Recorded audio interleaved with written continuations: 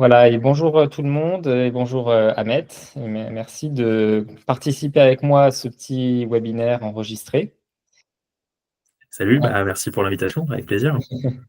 Donc on a décidé en fait de faire un petit webinaire parce qu'on entend parler partout d'intelligence artificielle. On utilise de plus en plus aussi, en tout cas, une certaine intelligence artificielle dans le contexte professionnel, hein, avec les chats GPT, Copilot, Gemini, etc. On fait des prompts. Mais du coup, voilà, comment ça fonctionne tout ça derrière concrètement? Et surtout, on en parle peut-être un petit peu moins, mais quand même de plus en plus, il y a énormément d'impact potentiel sur l'environnement et le climat derrière, parce que c'est une technologie qui est extrêmement consommatrice en énergie. Et du coup, l'idée, c'est voilà, de mieux comprendre comment ça marche, pourquoi ça consomme autant en énergie, quels sont les impacts potentiels sur la consommation électrique, les émissions carbone, etc. Et qu'est-ce qu'on peut faire pour réduire ces impacts. Donc, avant qu'on démarre là-dessus, est-ce que, Ahmed, tu veux te présenter un petit peu, voilà, qu'est-ce qui fait que tu t'intéresses autant à tous ces sujets, d'où tu viens, etc.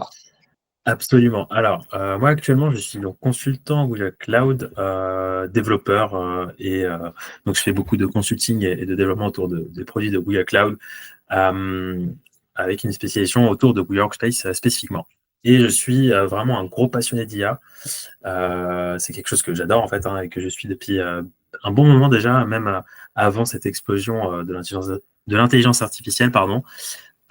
Effectivement, c'est vrai que là, on entend parler dans tous les sens et il y a plein d'enjeux, plein de choses qui viennent avec. Et je pense que c'est super intéressant d'en parler. Et donc, moi, je suis surtout là pour apporter effectivement un œil, on va dire, d'expert sur ce sujet-là et puis expliquer un petit peu comment ça marche techniquement et finalement ce que ça peut impacter, que ce soit sur l'aspect environnemental ou plus encore, avec finalement des arguments techniques derrière. Voilà Et pour tu moi. fais très bien parce qu'on a déjà eu l'occasion d'échanger sur ce sujet et moi qui ne connaissais pas forcément trop le fonctionnement, c'était très, très bien expliqué, très pédagogue. Donc, on va voir tout ça ensemble. Et pour ma part, du coup, donc, je suis Mickaël Ravier, je travaille pour Worklife, donc ma société. Je suis consultant Google Workspace depuis 2014. Et il se trouve que dans une vie antérieure, j'étais étudiant en sciences de l'environnement. J'ai travaillé d'ailleurs quelques années à l'Agence d'environnement et de la maîtrise de l'énergie en France, l'ADEME.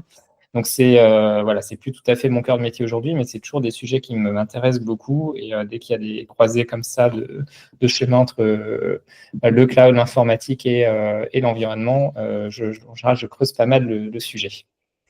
Donc voilà un petit peu pour vous donner une idée de quoi on va parler, hein. Donc mieux comprendre l'IA et ses impacts sur l'environnement. Et peut-être ce chiffre quand même que je vais donner en introduction pour bien prendre conscience en fait de l'ampleur de la chose.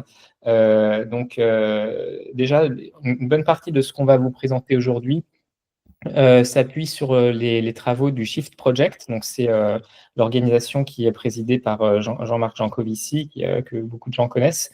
Et donc, dans ce rapport du Shift Project, il donne un chiffre.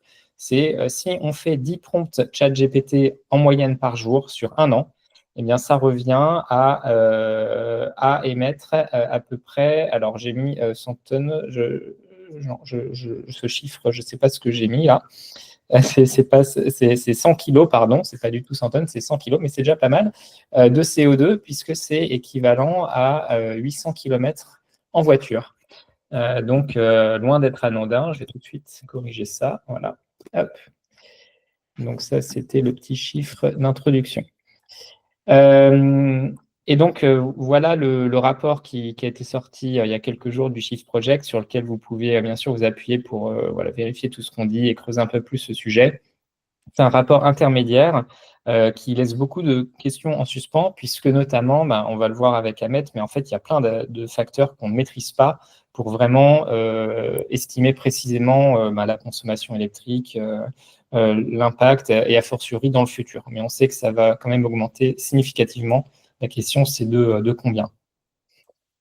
Voilà. Alors, déjà, on va repartir un petit peu des bases. Donc, Ahmed, l'intelligence artificielle, le machine learning, etc., tout ça, qu'est-ce que c'est? Comment tu pourrais le définir? Absolument. Déjà, magnifique introduction, hein, tu as super bien planté le décor. Donc effectivement, on va commencer par parler un petit peu de ces termes-là, intelligence artificielle, machine learning, etc. Donc déjà, l'intelligence artificielle, l'IA, c'est finalement juste un terme générique qui désigne les applications basées sur des machines qui imitent l'intelligence humaine, ni plus ni moins.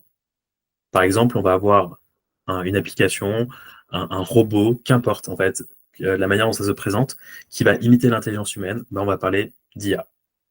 En D'accord, donc fait, l'IA, c'est aussi vieux que l'informatique, quoi, quasiment comme terme. totalement. Totalement, c'est aussi vieux que l'informatique, on peut voir la chose comme ça. Même finalement, une ligne de commande qui existait il y a 30, 40, 50 ans, qui répondait simplement à des questions naturelles, bah, on peut désigner ça comme étant de l'IA en quelque sorte. Et finalement, l'IA va regrouper tout un tas de notions. D'ailleurs, on voit sur la charte graphique, sur la frise chronologique qui est juste là, qu'on parlait déjà d'IA dans les années 50.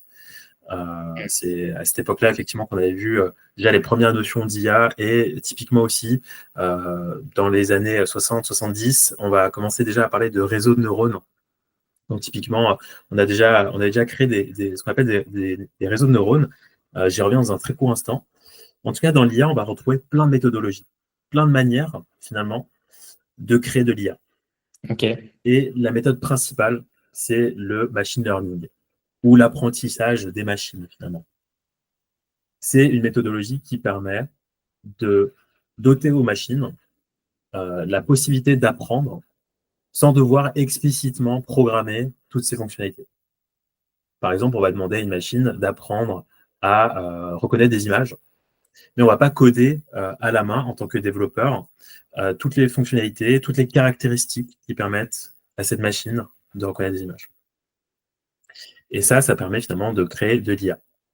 L'exemple que j'ai vu souvent, c'est par exemple, donc grâce au machine learning, tu ne vas pas dire au programme, un chat, c'est un animal avec deux oreilles, quatre pattes, une queue, et tu vas lui donner plein d'images de chats, et en fait, il va reconnaître les liens entre chaque image, et du coup, faire la définition lui-même d'un chat, quoi.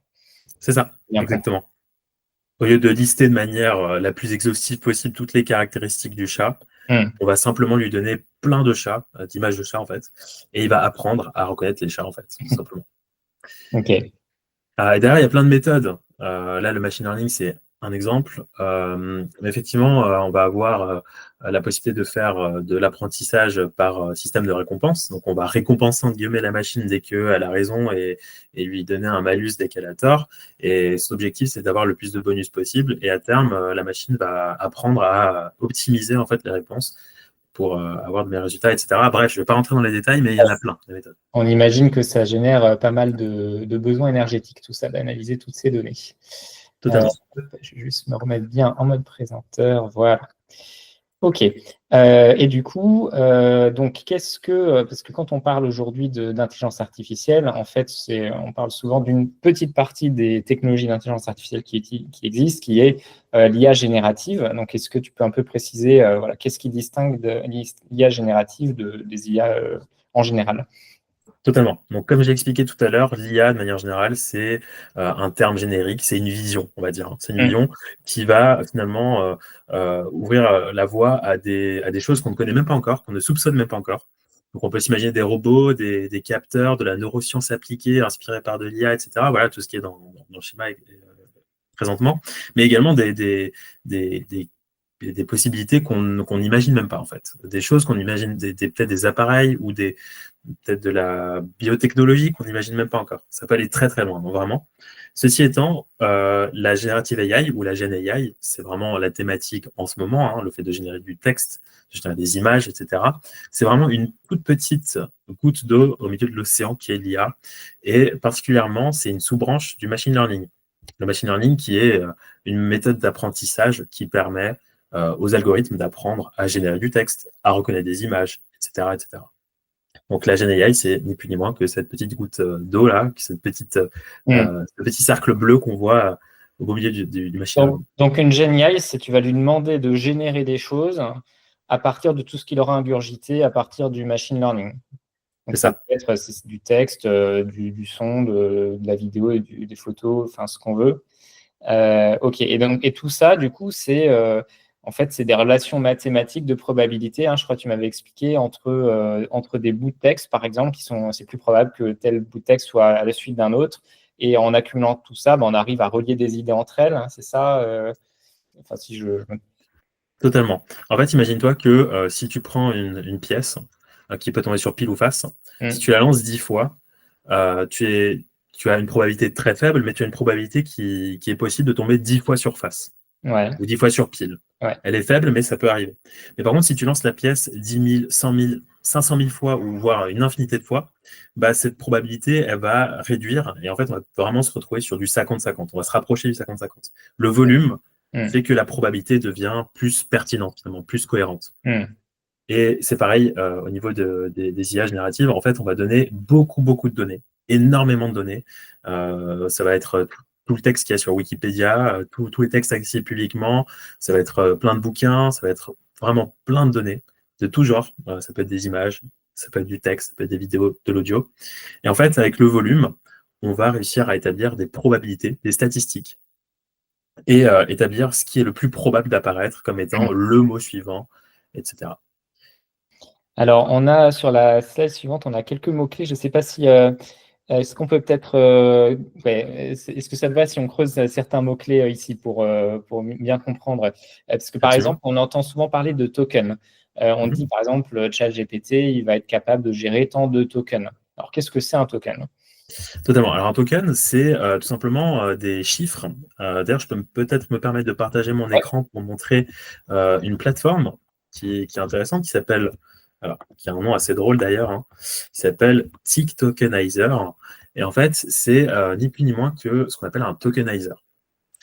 Un tokenizer, c'est ce qui va permettre de transformer du texte. Par exemple, bonjour, je suis un texte.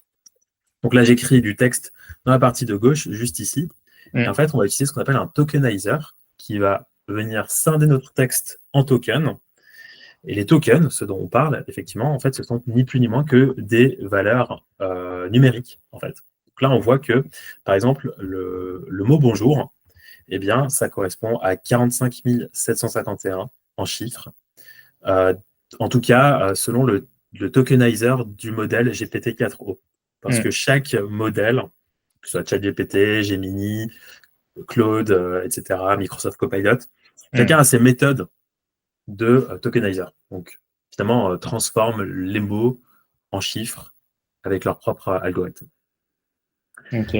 Donc, c'est une sorte de valeur informatique à poser à un bout de quelque chose, de texte, mais j'imagine que ça peut être un bout d'image, etc.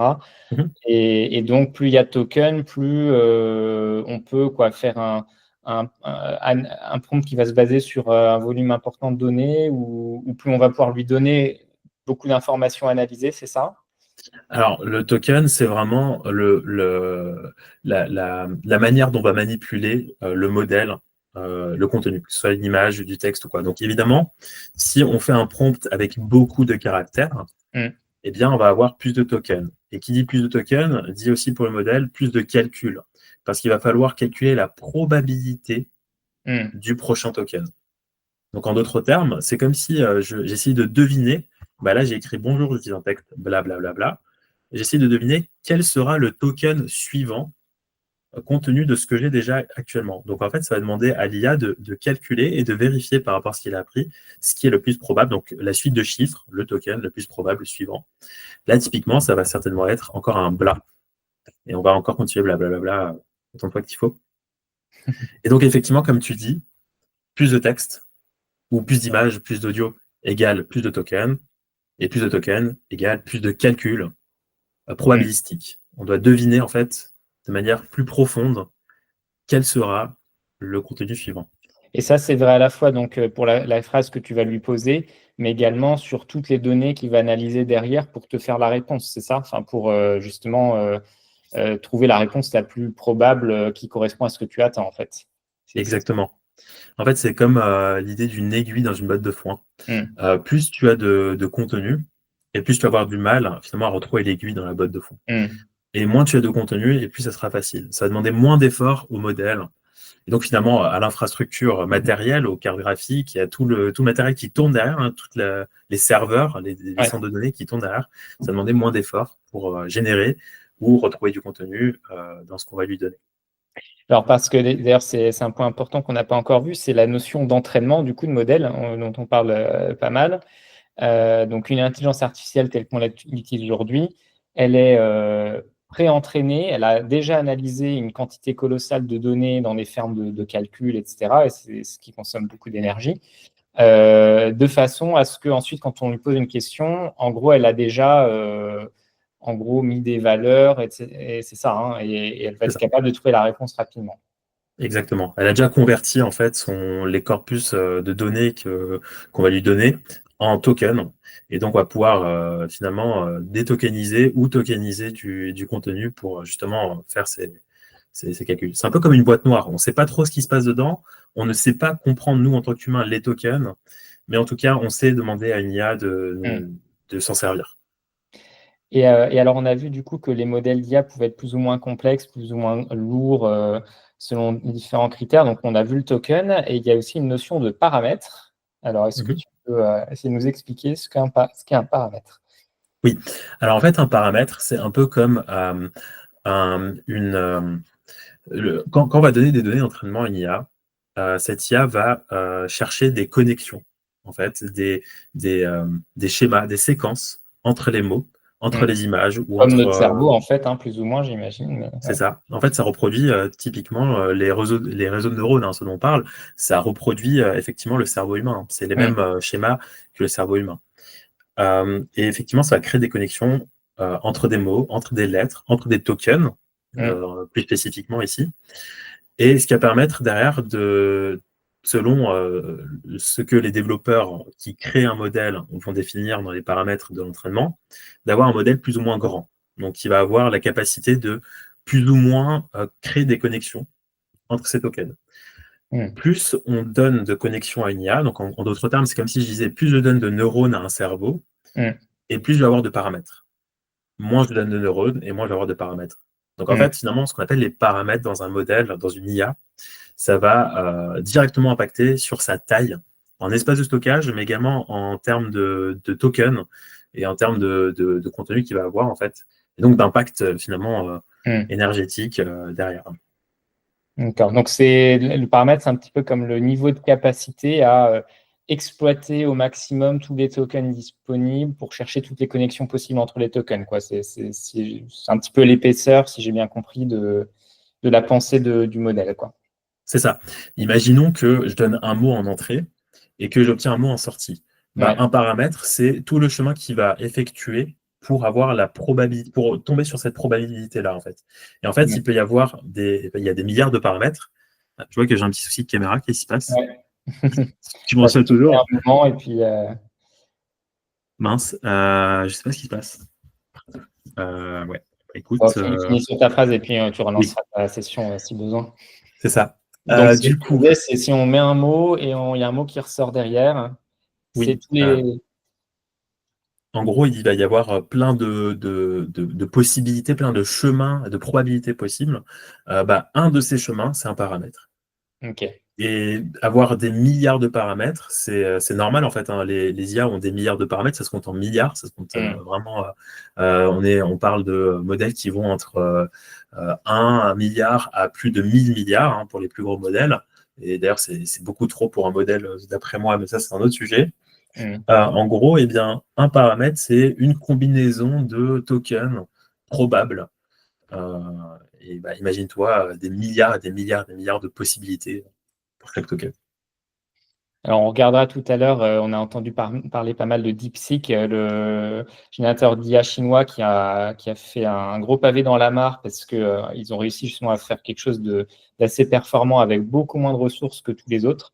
Et puis, on a vu que depuis, même, il y en a d'autres comme Google qui ont sorti des nouveaux modèles qui ont l'air hyper intéressants. Donc, tout à l'heure, tu nous expliqueras un peu plus comment tous ces modèles arrivent à être beaucoup plus efficients par des multiplicateurs assez dingues. Il y a encore un terme que je voudrais juste qu'on regarde.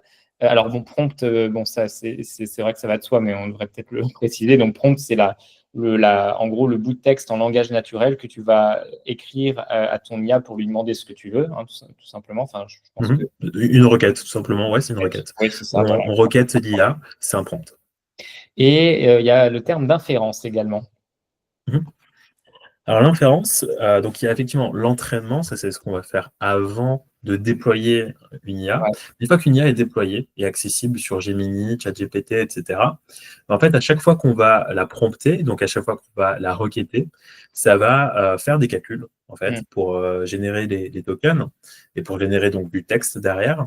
Et c'est ce qu'on appelle l'inférence. L'inférence, c'est le fait d'utiliser une IA pré-entraînée, qui est déjà prête en fait, déjà déployée. L'inférence, c'est vraiment au moment où en fait Notre je fais une requête. utilisation en tant qu'utilisateur final, quoi. C'est ça. Ok, eh ben, écoute, merci beaucoup pour cette mise en introduction de ce que c'est que la l'IA générative. Ce que je te propose peut-être, c'est de relancer ta visio Oui, pour voir si la je fais caméra ça. revient. Et moi, Oui. je vais enchaîner sur la suite du programme, puisque là, on va justement s'intéresser aux impacts. Alors, Ça a l'air de revenir, mince.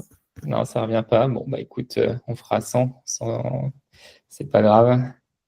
Je ne sais pas ce qui se Euh, passe. Navré.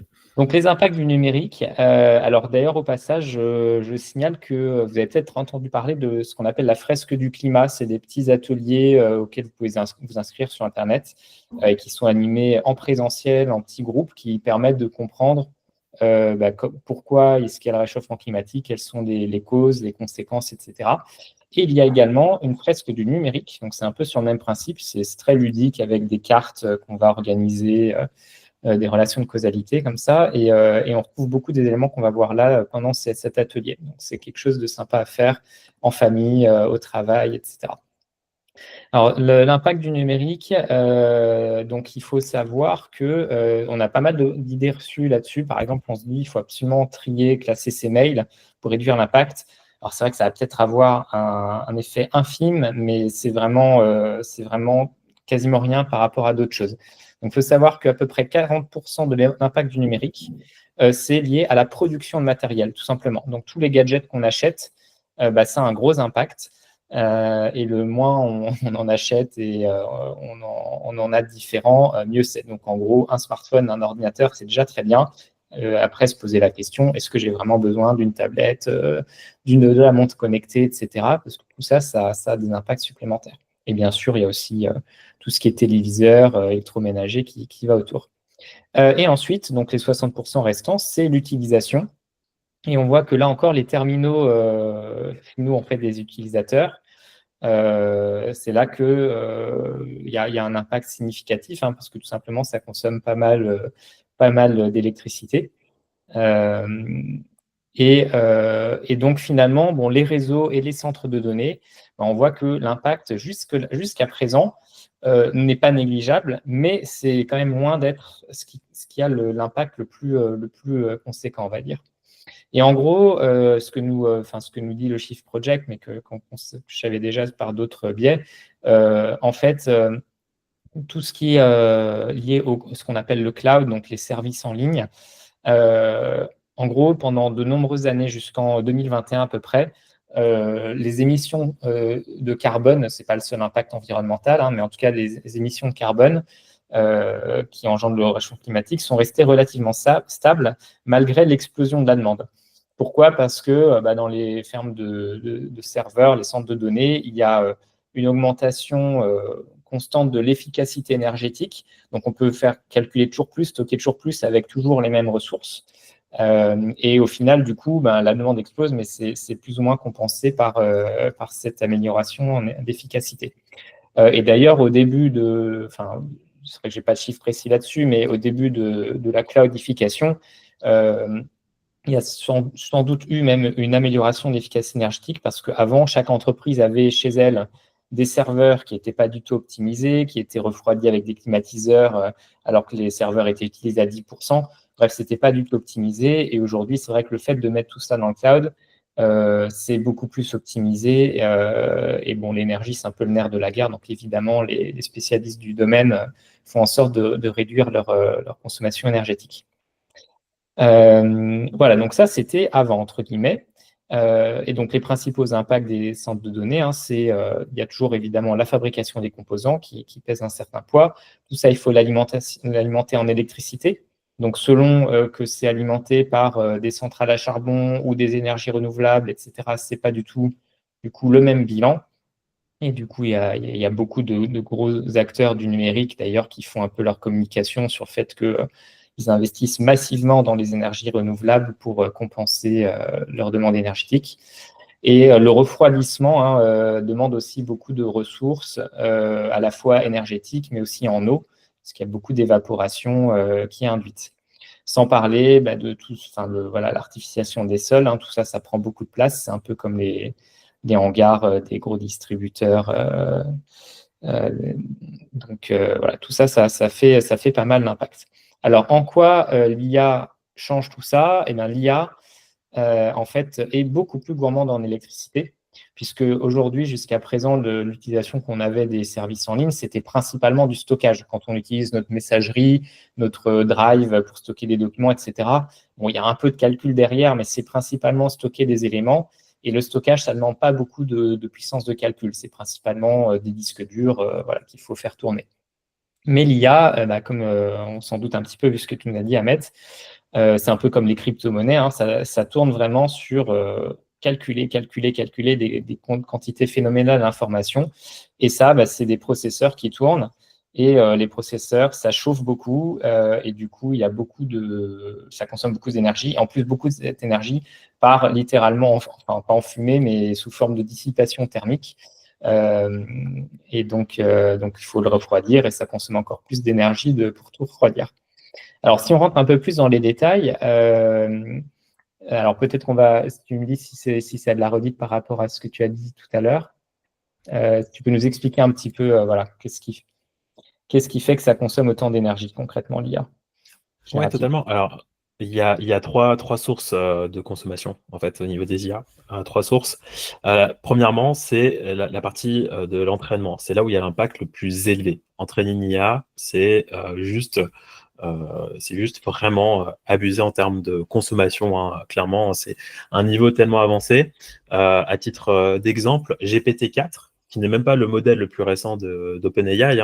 OpenAI a sorti GPT 4.5 qui est estimé quasiment 4 à 5 fois supérieur à GPT-4 en termes de taille, donc qui a consommé manifestement beaucoup plus en termes d'entraînement. Eh bien, on estime GPT-4 en termes juste d'entraînement, je ne parle pas d'inférence, à l'équivalent de 180 foyers américains au niveau de la consommation, sur une année, 180 foyers américains sur une année en consommation énergétique. Et encore, j'allais dire, je pensais que ce serait plus que ça, mais il y a possibilité que ce soit plus. Sur un an, ok. Il y a possibilité que ce soit plus. En fait, ce sont des estimations et ce sont, on va dire, des estimations qui prennent la moyenne un petit peu en se disant que peut-être ils ont utilisé quelques méthodes d'optimisation, mais pas trop non plus. Voilà, on cherche un bon équilibre et on tombe sur 180 foyers sur un an pour l'entraînement de GPT-4. Mais là, je parle juste de GPT-4. Je ne parle pas des autres modèles qui sont sortis. Il y en a eu plein. On est d'accord. Et donc, c'est des grosses fermes en gros, c'est des cartes graphiques. C'est les mêmes c'est Nvidia, beaucoup qui fournit tout ça. C'est la même chose que ce qu'on utilise pour les jeux vidéo. On sait qu'effectivement, les ordinateurs de jeux vidéo, ça consomme beaucoup d'énergie. Et donc, ça tourne sur des jours, des semaines pour analyser toutes ces données. OK. Totalement. On estime à peu près 3 mois aujourd'hui la durée d'entraînement d'un modèle de la taille d'un ChatGPT ou d'un Gemini, c'est environ 3 mois. Il faut 3 mois entre le jour 1 et le jour où le modèle est prêt pour être déployé post-entraînement. Donc 90 jours, entre 90 à 100 jours à peu près, où tu as vraiment des cartes graphiques qui tournent en continu en fait. Donc ça, c'est la première source de consommation. Ensuite, on a la phase d'inférence, qui a un impact relativement faible. Si effectivement on cherche l'optimisation, on va voir tout à l'heure que ce n'est pas le cas de tous les acteurs dans le milieu. C'est le cas de certains, notamment par exemple DeepSeek, tu l'as cité tout à l'heure. DeepSeek, eux, ils sont très bons au niveau entraînement. Ils ont un impact très faible au niveau entraînement. Ils sont vraiment concentrés sur l'entraînement. Sur la partie inférence, ils sont un petit peu moins bons. OK. Là où, par exemple, Google, c'est plutôt l'inverse. En termes d'entraînement, ils sont OK, ils sont pas mauvais, ils sont pas bons, ils sont dans la moyenne, on va dire. Mais niveau inférence, ils sont très, très bons. OK. Et OpenAI, c'est les pires élèves dans le milieu, clairement, en entraînement comme en inférence. Aussi, du coup, ils ont moins bénéficié peut-être des évolutions, enfin, je sais pas.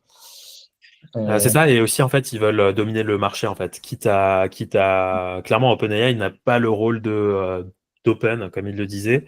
Bon après je vais pas non plus étaler ma vision des choses, mais clairement ça va à l'encontre de la philosophie de base d'OpenAI. Là aujourd'hui on voit clairement qu'ils veulent juste rester les leaders du marché et ils cherchent plus vraiment à l'optimisation. On le voit avec les derniers modèles qui sortent et les tarifs qui propose et le fait que son PDG encore aujourd'hui annonce qu'ils ne sont pas rentables sur des abonnements à 200 $ par mois. Et moi, je trouve ça hallucinant de se dire qu'aujourd'hui, on peut avoir un abonnement à 200 $ par mois qui n'est pas rentable.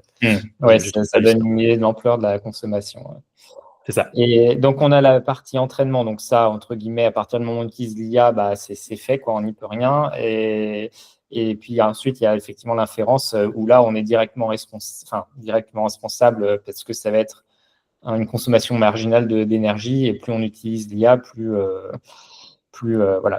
ça consomme. Et du coup, et d'ailleurs, il faut faire aussi attention quand on dit que ça ne consomme pas tant que ça, parce qu'il y a le fameux effet rebond en écologie, enfin, en sciences de l'environnement, c'est moins quelque chose consomme, plus on va l'utiliser, quoi. Parce qu'on se dit, bon, ça va, c'est pas grand-chose, c'est comme les lampes basse consommation, bon, bah, c'est bon, du coup, je laisse allumer, c'est pas un problème. Et finalement, on se retrouve avec une demande qui grossit. Ok, donc tu avais, je crois, quelques chiffres à nous donner. Oui. Euh, Bah, du coup, en fait, tu as dit une petite partie tout à l'heure hein, au niveau des cartes ouais, graphiques. Aujourd'hui, on a des cartes graphiques qui tournent en continu pour entraîner les IA. C'est un impact titanesque. Et voilà, je donnais ouais. l'exemple des 180 foyers américains sur la consommation annuelle. 1700, donc 1 gigawattheure. Mais tu es sûr que c'est 180 foyers américains? Il n'y a Je, pas je, un 1000 derrière. On vérifiera ce point-là, puis on le mettra en commentaire dans la vidéo. Parce que ça je me crois parle. bien que c'est ça. Hein. En tout cas, les Ouais. chiffres que j'ai récupérés. Après, évidemment, moi, je ne suis pas expert en énergie, donc je n'ai pas forcément. Non, mais je pourrais le Et vérifier, mais là, chaud comme ça, je pourrais pas. Mais je vérifierai ce c'est point. c'est le chiffre que j'ai trouvé. Et pour GPT-3, Ouais, je vois 1287 mégawattheures pour 120 foyers américains sur un an. Après, d'accord. encore une fois, Ouais, ouais, peut-être non, que mais j'ai pas les bons chiffres. Tu sais très bien qu'on peut manipuler les chiffres comme on veut dans les études. Enfin, je pense que je ne t'apprends rien en te disant qu'on ouais. peut dire tout et son inverse. Hein. Oui, bah, oui, il faut. Enfin, surtout si les gens confondent par exemple mégawatt, mégawattheure, enfin, qui n'est pas du tout la même chose, c'est Mm. sûr. Là, j'ai extrait quelques graphiques du rapport du chiffre J qui montrent juste que c'est surtout que la demande est exponentielle et très récente. Donc, à gauche, on a, si je ne me trompe pas, donc c'était voilà, les investissements dans les centres de données en général aux États-Unis. Donc là, on voit de 2014 à 2024. Donc, on voit que c'est quand même ça augmente rapidement. Au centre, on a le coût des processeurs graphiques pour une unité de puissance, entre guillemets. Enfin, c'est-à-dire que comme il y a ce que je disais tout à l'heure, justement, tout ce qui est microprocesseurs et plus graphique, leur puissance augmente très rapidement pour une même consommation énergétique, entre guillemets. Et donc, on voit que le coût en fait, des processeurs pour une certaine puissance de calcul s'effondre. Hein, et heureusement, sinon on dépenserait encore plus d'énergie. Et à droite, on voit la taille et la complexité des modèles d'intelligence artificielle en moyenne. Donc, bon, vous avez les sources un peu plus précises donc ça vient de l'Agence internationale de l'énergie. Et on voit que la complexité des modèles explose parce qu'il y a une concurrence féroce entre les fournisseurs. Donc, quel effet ça a sur le climat, tout ça? Parce qu'on a vu du coup que ça consomme beaucoup d'énergie. Alors déjà, quelques informations. Donc, l'Agence internationale d'énergie, pardon, estime, alors c'est des estimations, c'est des moyennes d'estimation, on va dire, parce qu'il y a plein de scénarios différents, mais en gros, ils pensent que ça va tripler sur 8 ans uniquement pour la consommation d'énergie pour les centres de données. Donc, c'est dire l'ampleur de la chose. Et d'ailleurs, Google et Microsoft, hein, sur les émissions de carbone, ils ont déjà annoncé que ça avait considérablement augmenté. Genre, j'avais mis le chiffre quelque part, il n'est pas ici, mais c'était plus 50% en 3 ans, je crois. Je crois bien que c'est ça, effectivement. Ouais, Et c'est ça. du Google coup, et l'objectif 2030 sachant que voilà, ils n'est avaient plus. effectivement l'objectif d'être neutre carbone en 2030 et c'est complètement en train d'être mis en cause à cause de l'intelligence artificielle principalement. Et le problème, c'est que tout ça, ça consomme du coup énormément d'énergie et les réseaux électriques, enfin, construire des réseaux électriques, des centrales électriques, etc., ça prend beaucoup plus de temps que 3 ans. Enfin, c'est des échelles de temps beaucoup plus longues. Donc là, ce qu'ils disent notamment dans le rapport du Shift Project, c'est que d'une part, le problème, c'est que on risque, comme c'est le cas aux États-Unis, de reconstruire de nouvelles centrales thermiques basées sur des énergies fossiles. Alors peut-être pas du charbon, mais du gaz, par exemple. Enfin, on sait que le gaz de schiste, ça a quand même des effets très nocifs sur l'environnement et pas juste le climat, mais aussi la pollution des eaux, etc.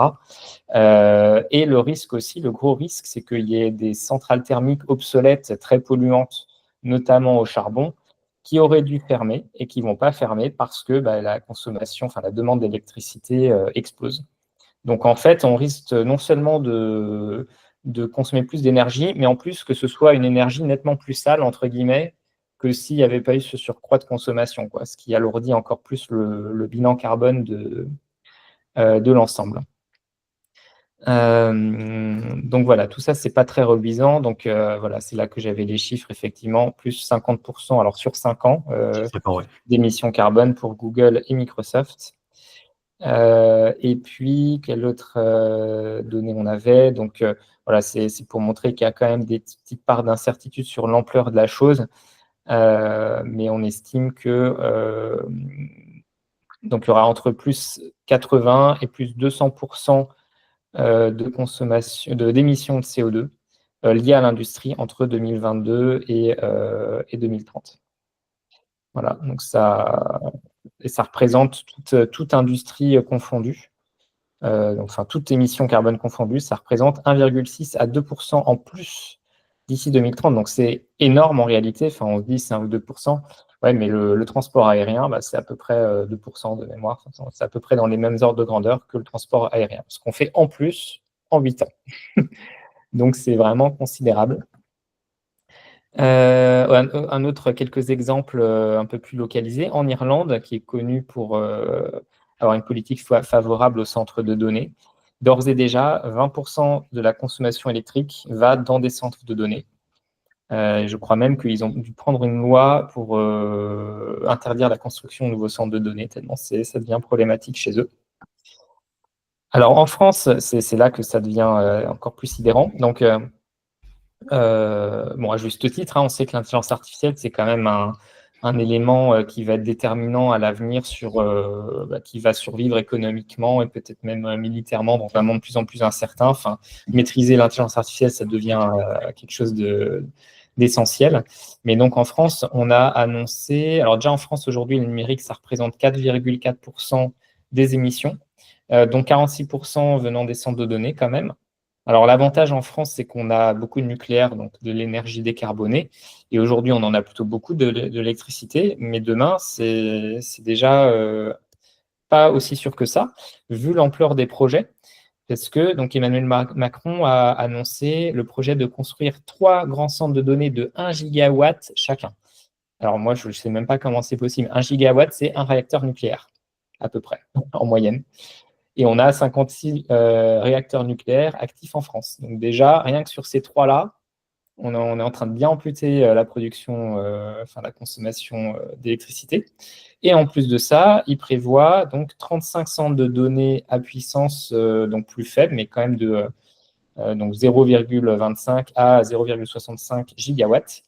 Donc quand on met tout ça ensemble, alors j'ai pas vu d'ailleurs d'estimation précise de combien ça consommerait tout ça, mais enfin voilà, ça va être une grosse part de notre parc d'électricité, sans compter qu'en plus, il faut quand même, va falloir de plus en plus alimenter les véhicules électriques, les transports, etc., qui fonctionneront à l'électricité, l'industrie qui aussi passe à l'électricité pour se décarboner. Donc c'est quand même un vrai challenge, sachant qu'il faut 15 ans, 20 ans pour construire un réacteur.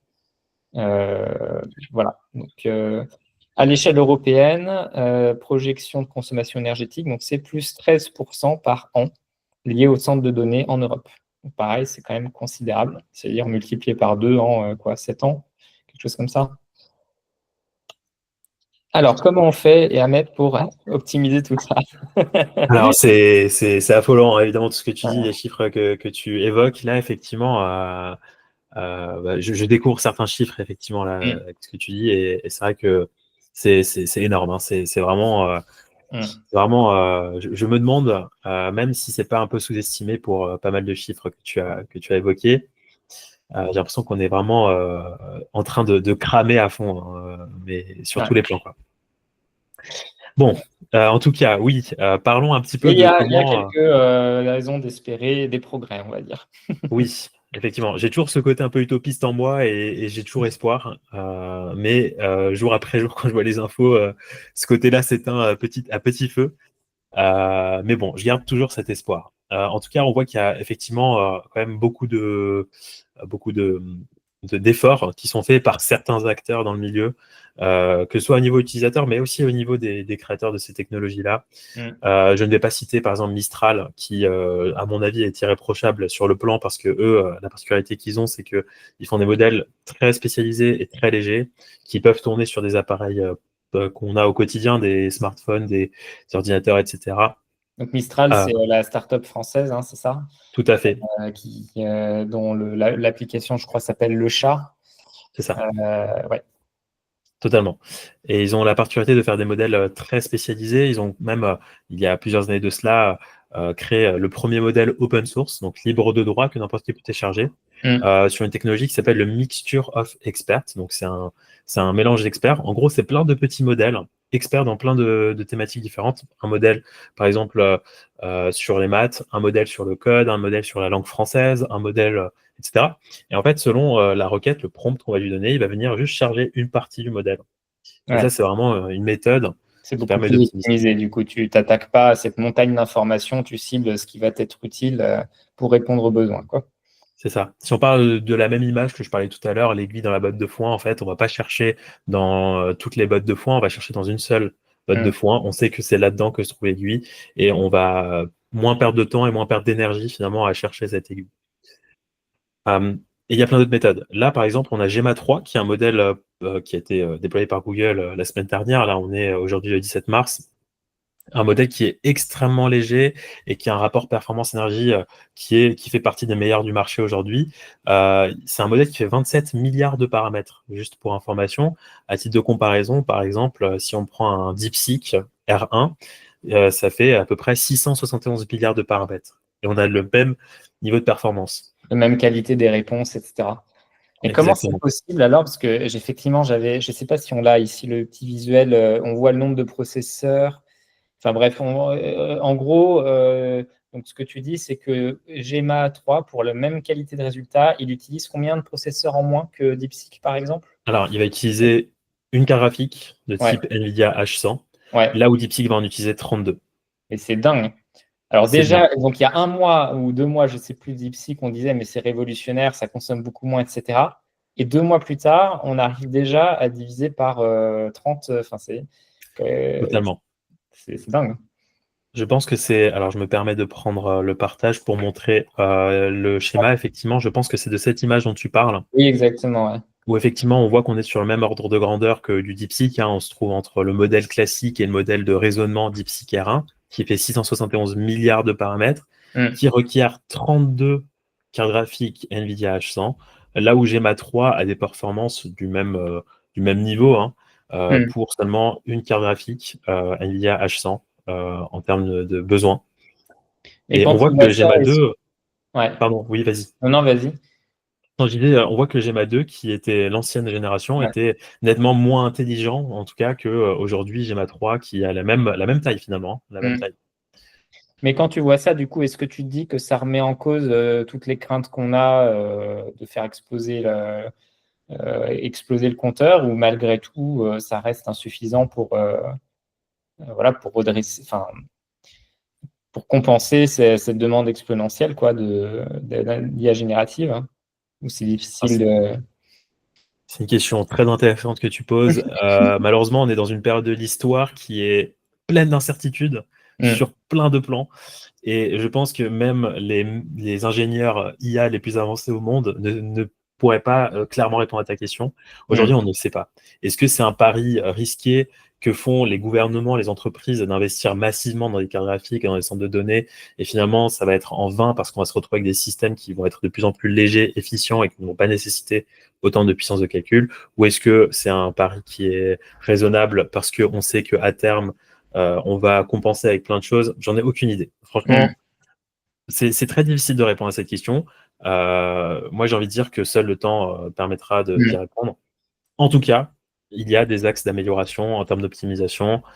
Si on revient effectivement sur la slide. Et j'en profite juste pour préciser une chose qu'on n'a pas dit, je crois, mais donc il faut savoir qu'il y a certains de ces modèles donc, qui sont open source, c'est le cas de Gemma 3, je crois, et on peut les télécharger. Alors bon, c'est pas évidemment, j'imagine, accessible à tous, mais on peut télécharger ces modèles et les faire tourner sur ses propres machines. Hein, si je me trompe pas, hein. Mais ça pèse voilà, des dizaines de gigaoctets à télécharger, à faire tourner. Alors ça dépend, il y a des modèles extrêmement légers.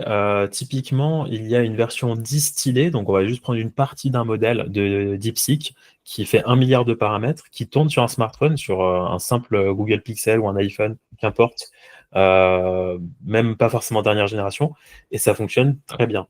La qualité des réponses n'est pas bonne, évidemment. Mais pour des tâches très basiques comme résumer du texte ou générer un petit SMS, ça fonctionne très bien. Il y a une application Android, je ne me rappelle plus du nom, que je pourrais te communiquer, très facile d'utilisation, qui permet en un clic de télécharger ces modèles et de les faire tourner sur son smartphone. Donc ça reste accessible, mais il faut évidemment sensibiliser du monde sur ces usages-là et sur ces possibilités. Ok. Je reviens sur la notion des déficiences très rapidement et on va passer à la suite. On pourrait en parler pendant des heures. Mais il y a effectivement de nouvelles méthodes d'optimisation, comme par exemple ce qu'on appelle la méthode poupée russe. C'est une méthode qui a été poussée par Google, justement. Il y a donc une étude sur le sujet, la quantification matrioshka. En fait, le principe, c'est d'avoir comme un système de poupée russe. On va avoir plein de modèles qu'on va venir superposer un peu à l'image d'une poupée russe, du plus petit au plus grand. Et en fait, on va baisser la précision des modèles selon là où ils se trouvent. Et là, on le voit ici. En fait, ça, c'est un token, juste là, ce qu'on voit là, avec le 11011001. On va baisser la précision. On va enlever, en fait, quelques octets de ces tokens. Et donc, on va être moins précis au niveau du résultat. Néanmoins, on va gagner en ordre de grandeur, ça peut être du 15, voire 30 fois moins de consommation derrière. Donc, on dégrade légèrement la qualité, mais on augmente considérablement l'optimisation. Ça me fait un peu penser à la compression vidéo, en fait, ou de musique ou quoi, où tu vas réduire considérablement la taille de. En fait, tu vas éliminer toutes les informations qui ne sont pas vraiment utiles, c'est ça, parce que voilà, tu n'as pas besoin de précision dans l'image, dans telle zone de l'image. Et par contre, tu vas garder ce qu'il faut au bon endroit et du coup, tu te retrouves avec des fichiers beaucoup plus légers. C'est un peu, c'est une analogie un peu qui fonctionne là.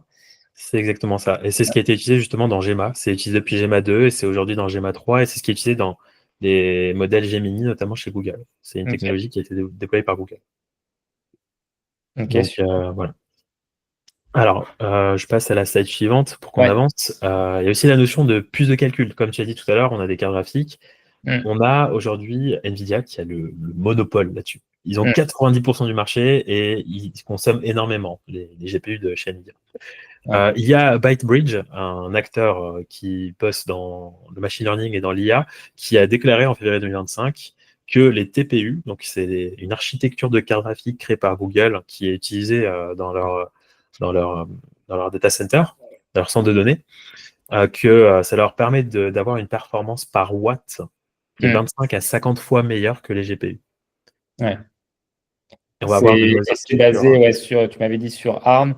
Et ARM, c'est en gros, c'est les processeurs qu'on a dans les smartphones, les ordinateurs, certains ordinateurs portables. Donc, c'est très efficient, quoi. Ça consomme peu et c'est quand même performant. C'est ça. Tout à fait. Donc, un bon point pour Google. Totalement. Bon, après, évidemment, derrière, c'est un peu l'effet rebond dont tu parlais tout à l'heure. On se dit que ça consomme moins, du coup, on l'utilise plus. Mm. Et typiquement, les services chez Google sont plus accessibles en termes de tarifs comparé à d'autres concurrents. Donc, on se dit que c'est gratuit, on a envie d'utiliser. Finalement, on utilise beaucoup plus. Et il ne faut Ouais. pas oublier qu'il y a une augmentation de 50% en 5 ans qui a été réalisée quand même au niveau Oui. de. Et d'ailleurs, l'effet rebond, c'est valable au niveau utilisateur, parce qu'on se dit, bah, du coup, je vais encore plus utiliser l'IA, mais aussi, j'imagine, au niveau du fournisseur qui se dit, bah, j'ai une infrastructure efficiente, donc je peux faire des modèles encore plus lourds, puissants, etc., quoi. Enfin, j'imagine qu'il y a ça C'est ça. aussi. OK. Exactement. Tu parlais d'utilisateur. Donc, magnifique transition. Au niveau de l'utilisateur, effectivement, qu'est-ce qu'on peut faire, nous, en tant Ouais. qu'utilisateur? Déjà, la première question qu'on peut se poser, c'est est-ce qu'il est vraiment utile d'utiliser l'intelligence artificielle dans mon cas de figure? Parce Mm. que c'est vrai que l'IA débloque des cas d'usage, mais on vivait très bien sans IA jusqu'à maintenant. Et je pense qu'il y a plein de cas d'usage où on peut continuer à vivre sans IA. Ouais. Est-ce que j'ai vraiment besoin de faire un prompt pour rédiger ce mail de 3 lignes que je vais faire C'est ça, quasiment aussi rapidement moi-même et peut-être mieux, quoi. Ouais. c'est ça, tout à fait. C'est un cas très pertinent que tu cites là. C'est vrai qu'on peut se dire, maintenant qu'il va y avoir des petits boutons et des petites interfaces qui s'intègrent dans nos boîtes mail qui permettent de générer par IA, on va se dire qu'on va demander à l'IA de générer un mail de remerciement. Mais en fait, on peut Mm. très bien dire coucou, merci, au revoir. Enfin, voilà, Oui. c'est plus On rapide met et plus efficace. dans la signature la bonne vieille méthode et voilà, quoi. C'est ça. Ensuite, utiliser des modèles plus légers, plus efficients, sauf Mm. pour les travaux complexes, évidemment. Des modèles légers et efficients. Alors, pour savoir lesquels sont efficients ou pas, on peut utiliser une plateforme qui s'appelle Compare IA. C'est une plateforme qui a Mm. été créée par le gouvernement, qui est très intéressant, qui apprend avec des pincettes, évidemment, parce que, d'ailleurs, on le voit quand ils listent les modèles d'IA ici, ils indiquent effectivement que ce sont des tailles estimées. Voilà. Donc là, Ouais. ils estiment en fait les tailles des modèles. Et on ne sait pas derrière, les constructeurs ne communiquent pas sur les data centers, sur comment ils optimisent ou pas leur modèle. On n'a pas idée en fait. Donc ce sont des estimations. Ceci étant, ça peut aider pour voir quels modèles font telle ou telle taille estimée, du plus petit au plus grand. Donc là, on voit que typiquement, Gemma 3 en 4 milliards de paramètres fait partie des plus légers du marché. Tandis Ouais. que si on va plus loin, on va voir du DeepSeek, on va voir du Gemini 1.5 qui est plus utilisé d'ailleurs aujourd'hui, etc. Et alors, si, donc c'est intéressant, et au sein du coup d'un même fournisseur, on peut avoir plusieurs modèles. Et bon, enfin, nous, on a beaucoup de clients, enfin, la majorité, ils sont sur Google Workspace, donc c'est vrai qu'ils vont utiliser plutôt Gemini. Mais donc, ça, c'est vrai que c'est important quand on utilise Gemini, en haut à gauche, il y a plusieurs modèles qui sont proposés. Et il y a Mhm. notamment le modèle Flash, qui est beaucoup plus Exactement. léger que la version 2.0 Pro, par exemple, qu'il est vraiment Ça, tout réservé à à des études très poussées et assez un peu exceptionnelles, quoi. Donc déjà, en restant fait. sur du flash, on limite un peu, enfin, on réduit l'impact, quoi. Totalement. Effectivement, le modèle Flash, c'est vraiment le modèle le plus petit qui existe, là où Pro, c'est le modèle le plus grand. Et donc, effectivement, en faisant ce choix déjà, on va optimiser nos usages. Est-ce que tu peux juste, si on fait un petit exemple rapide sur ce site-là, Camperia, Mhm. qu'on compare par exemple avec Gemma 3 avec le Gemini 1.5 là. C'est vrai Oui, que j'avais testé cette application, c'est pas mal parce qu'on fait un prompt et ce prompt va être proposé aux deux IA qu'on a sélectionnés et on voit du coup la qualité des résultats et enfin une estimation, bon tu m'as dit que c'était très partiel, mais une estimation de l'impact, quoi. totalement. Est-ce que tu as une préférence? Est-ce que tu préfères qu'on prenne deux modèles aléatoires, Si on fait sélection manuelle, par exemple, et qu'on faisons prend sélection manuelle? allez, Gemma 3 versus un modèle plus lourd, quoi, le 1.5 Pro peut-être. Oui, alors là, clairement, on prend un gros modèle contre un petit modèle, hein. Oui, bah justement, Surtout c'est qu'à pour voir l'époque, la différence. 1.5 n'était pas optimisé, mais c'est vrai qu'on va bien voir la différence. Donc, je vais prendre un prompt. Il propose des prompts en bas. Par exemple, je vais prendre le Ouais, prompt pour rédiger un document administratif. Voilà. ok. Hop, qu'importe. Je vais pas venir le Ouais, on personnaliser perd pas temps là-dessus. et je vais l'envoyer. Ouais. Et donc, voilà, on voit qu'il y a un modèle A et un modèle B. Alors, Alors je déjà, pense il y en que a un qui est beaucoup plus rapide que l'autre, donc ça voilà, donne une idée. ça donne déjà une idée de la taille. Là, vous voyez la vitesse à laquelle ça écrit à gauche. Bon, alors ça va un peu plus vite maintenant. Parfois, c'est vrai que C'est donc, vrai ce que sont des anciens. est-ce qu'on peut dire que plus c'est long, enfin plus ça met de temps à générer la réponse, plus il y a de chances que ça a un impact lourd. Ou Plus il y a de chance, effectivement. Mais après, ça peut aussi être, par exemple, si je peux faire tourner un Gemini, même un Gemini 1.5 Pro sur un ordinateur portable. Alors, ça va générer peut-être 0,01 token par seconde. Ça va être extrêmement lent. Oui. Mais alors que sur un centre de données, ça peut aller à 20-30 tokens par seconde. Donc, ça va être Ouais, beaucoup ça plus dépend rapide. des ressources, c'est sûr. Ouais. Donc, ça dépend de l'infra. Mais effectivement, ça peut donner déjà une idée. Alors Bon, ça, déjà, donc on ça, voit c'est que censé être un blind test. Ils nous demandent lequel on préfère. Ils ont l'air relativement équivalents. Et puis à droite, c'est clairement plus rapide, hein. Donc on vote à droite, non? Je te propose. totalement. Celui de gauche, ça a l'air plus verbeux aussi. Mais Ouais, moi, personnellement, effectivement, je préfère, on va dire, le côté un peu efficace du côté ouais. Il te fait du bien modèle fait. B. Et là où le modèle A, en plus, introduit en disant absolument, voici une structure, bah là, on a directement la réponse. Là, on l'a pas ici à gauche. Et à la fin, Ouais. on a des points à noter. Je préfère le B, largement, Allez, là, je vais visuellement. tomber. On va voir. Donc, On se doute un peu cliquez du sur le petit résultat. pouce en donnant quelques retours, voilà, si je le souhaite, qu'importe. Et Ouais. ensuite, je peux passer à la révélation des modèles. Et là, on voit, ah bah non, tiens, bah, c'est intéressant, Ah, c'est c'était Gemini dingue. qui se pro à droite. C'était C'est Gemma qui intéressant. était. Ah ouais. Ok. Peut-être qu'ils ont une instance où ils font tourner Gemma eux-mêmes dans quelque part et que c'était pas forcément très, très efficace. Ouais. Faudra Vu que peut-être c'est faire open source, on peut. ou faire un prompt qui dit fais-moi quelque chose de plus court, etc. Mais en tout cas, on voit Oui, que c'est lui qui a fait la réponse la plus complète, même si on ne voulait pas que ce soit aussi complet, mais en tout cas, elle était complète. Et en gros, ils estiment, le site estime que ça consomme 10 fois moins d'énergie que la version pro, quoi. c'est ça, Et, et ça, donc, du totalement. coup, il calcule justement, en fait, il multiplie les paramètres par les tokens dont on parlait tout à l'heure. Bon, et tu me Totalement. disais encore une fois que c'est très réducteur d'essayer d'estimer la consommation avec juste ça, mais ça, c'est quand même bon, ça a le mérite d'exister, on va Ça donne dire. une idée, ça donne Ouais. une idée quand même. Enfin, c'est réducteur, bien sûr, mais en tant qu'utilisateur final, et même nous, quand on est expert, on ne sait pas comment les entreprises font, en fait, et ils ne communiquent pas sur les chiffres et sur les données. Donc, c'est la seule manière la plus proche de la réalité, on va dire, bien Mm. qu'elle soit éloignée, d'estimer cela. Ok, Donc, n'hésitez super. pas à utiliser cette plateforme. Vraiment, Mm. elle est pas mal pour se donner une idée au moins de la taille des modèles. Et enfin, si la tâche réalisée à la main est vraiment longue, je vais donner un exemple. Si par exemple vous devez créer un rapport qui va vous prendre, je ne sais pas moi, 8 heures dans la journée à faire des recherches sur 20, 30, 40 sites pour retrouver les bonnes informations et tout compiler dans un document, peut-être que là, effectivement, l'IA est un bon compromis et ne va pas forcément avoir un si gros impact. Mais encore une fois, l'idéal, c'est de réduire au maximum la Mm. consommation et d'utiliser des modèles les plus légers possibles, Mm. les plus efficients possibles.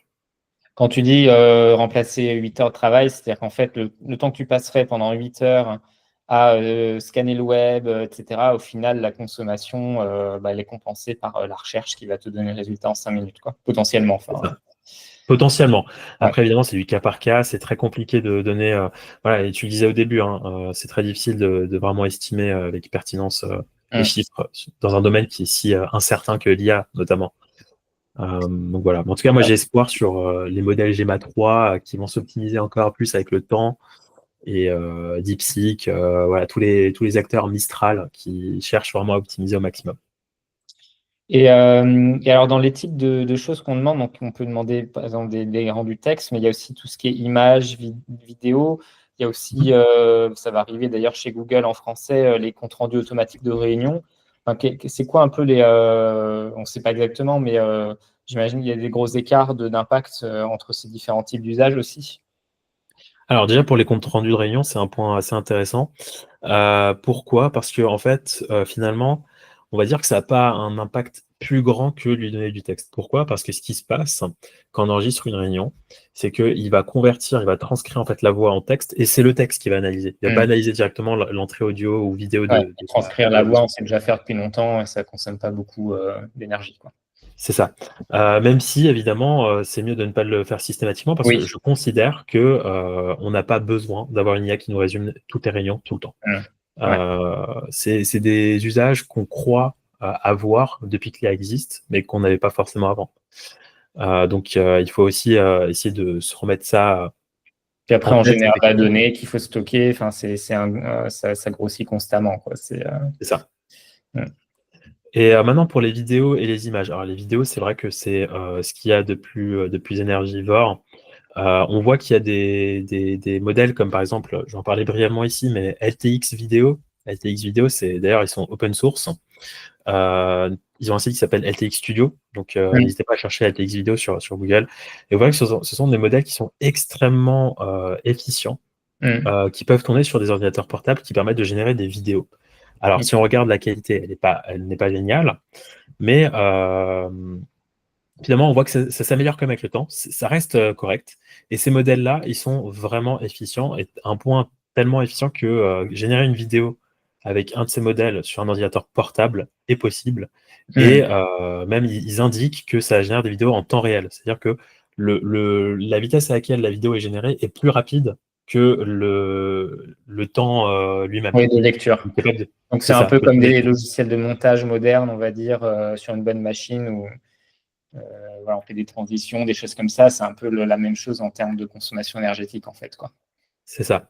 Donc finalement, on peut avoir des modèles, même de génération de vidéos ou d'images très efficients, qui ne consomment pas beaucoup, mais ils se font très rares. Et en plus, aujourd'hui, que ce soit OpenAI avec leur modèle Sora ou Google avec Veo, ce sont des modèles très énergivores. Si vous pouvez ne pas le faire, ne générez pas de vidéo avec l'IA, idéalement. Ouais. Et pas générer des photos à tour de bras aussi, j'imagine. C'est ça. Les modèles d'images sont en moyenne entre 8 à 10 milliards de paramètres. Donc finalement, générer une image, c'est pas énormément plus que générer un paragraphe avec un ChatGPT 4o, par exemple. Mais c'est le volume qui va être impactant sur les images. Parce que souvent, on va générer une image, puis une deuxième, puis une troisième, on va demander de faire des modifs, etc. Et c'est ça qui va être impactant. Mais si on compare la consommation énergétique entre générer une image d'un design sur Gemini et générer un article de blog sur Gemini aussi, on va être sur des choses très similaires finalement. Et puis, l'image, est-ce que c'est juste les tokens et les paramètres ou c'est aussi la génération du graphique, en fait, non, qui doit consommer pas mal parce que ça, alors, la génération du graphique, de quoi tu parles quand tu parles de graphique? Ce que je veux dire, c'est tu as généré l'image, il doit comprendre ce que tu veux comme image et dire, bah là, je vais mettre un lac, une forêt, etc. Et ensuite, il faut toute la partie de rendu graphique, un peu comme un jeu vidéo qui tourne, en fait, quoi. Ça, c'est... C'est pareil, c'est le même principe que le texte. C'est exactement le même principe. Ça génère des tokens. En fait, tu lui donnes plein d'images, il génère des tokens et ensuite il convertit ces tokens en images ou pas en images.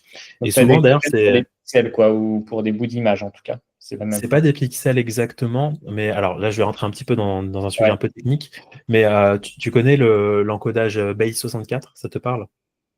Vaguement, enfin, je ne suis pas expert de ça, mais oui, je vois à peu près. C'est en gros, ça permet d'avoir une chaîne de texte que tu peux venir mettre dans une interface et ça va te le parser en image, ça va te le convertir en image. En fait, ce que fait une IA, c'est que ça va te générer cette chaîne de texte qui est convertible en image. C'est vraiment juste du token, hein. C'est ni plus ni moins que la même chose. Quand tu génères des images, tu as la même procédure au niveau du modèle qui se fait que quand tu génères du texte. Après, évidemment, il y a des nouvelles méthodes qui commencent à voir le jour, comme par exemple, plutôt qu'utiliser l'architecture transformer, on va utiliser l'architecture diffusion, qui ne va pas fonctionner de la même manière, qui va être plus optimisée. Enfin, il y a plein de choses. Voilà. Mais en gros, c'est similaire. C'est similaire. On ne va pas avoir un impact significativement plus grand en générant des images qu'en générant du texte. On peut avoir cette impression-là, parce qu'en fait, on s'imagine que c'est comme un jeu vidéo qui tourne. Un jeu vidéo, ça consomme plus qu'un traitement de texte sur un PC, hein, bien sûr. Mais finalement, c'est les mêmes interactions avec les modèles. Ok. Voilà, bon, on a traité plein de sujets. Hein, Bon, finalement, c'est des recommandations de bon sens, hein, limiter l'utilisation à ce qui est vraiment nécessaire. Prendre des modèles efficients, simples, type Flash, et puis voilà, et puis continuer à s'informer.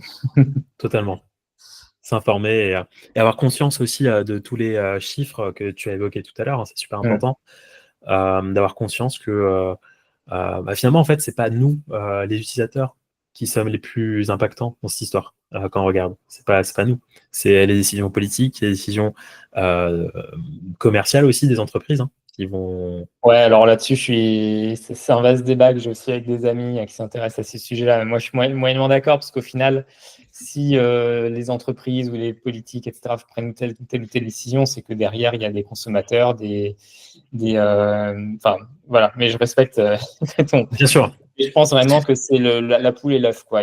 Chaque chose oui, s'alimente et c'est ça qui est très difficile, c'est comment on arrive en fait à rompre ce cycle infernal de fuite en avant. On a l'impression qu'on va droit dans le mur sur certains sujets, Mm. alors qu'il y a pas un responsable, quoi. On est tous un peu responsables à notre niveau, je pense. Enfin, en tout cas, Oui, c'est possible. Mais bon, je pense que on a la même vision des choses, mais peut-être pas sous le même angle finalement. ouais. Mais Mm. Mais ouais, ce sera pour un autre absolument, webinaire. absolument, avec grand Ok. plaisir. Bah écoute, Ahmed, en tout cas, c'était super intéressant. Merci beaucoup encore à toi. Et puis, bah, je pense qu'on se fera certainement d'autres visios sur le sujet à mesure que les nouveautés arrivent. Bah, Avec grand merci à plaisir. toi. Bonne soirée. Merci à toi aussi. Et puis à la prochaine à tous. Avec plaisir. Bonne soirée. Au revoir.